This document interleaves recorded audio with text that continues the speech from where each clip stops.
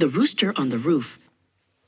Once upon a time, in a big, busy farmyard, there lived two strong roosters named Elian and Spur. They both had bright, shimmering feathers and very tall red combs that sat on their heads like crowns. Elian and Spur were always competing. They argued over who was the fastest, who was the loudest, and who should be the master of the farm. "I am the strongest bird here," Elian crowed, shaking his wings. One morning, the two roosters decided to have a big fight to settle the matter once and for all. They flapped their wings and kicked up their feet, creating a giant cloud of dust and feathers in the middle of the yard. After a long battle, Spur grew tired. He realized he could not win the fight today. Feeling very sad and defeated, he tucked his head down and scurried away to hide in a quiet, dark corner of the big barn. Elian was thrilled. He felt like the most important bird in the whole world.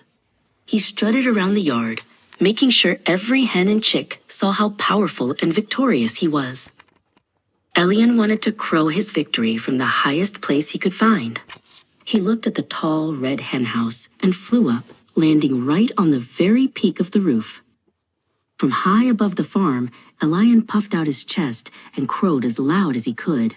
"Look at me!" he shouted to the sky. "I am the king of the yard, and no one is better than me."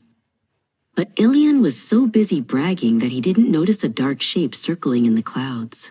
High in the sky, a giant eagle named Aquila was watching the loud rooster with very sharp eyes. Suddenly, Aquila dived from the clouds with a great rush of wind. Before Elian could even blink or run for cover, the eagle scooped him up in his strong talons and carried him far away from the farm. With Elian gone, the yard became quiet and peaceful. Spur finally stepped out of the dark barn. He didn't boast or brag about being the new master. He led the other birds with kindness, knowing that it is much better to be humble than to be proud.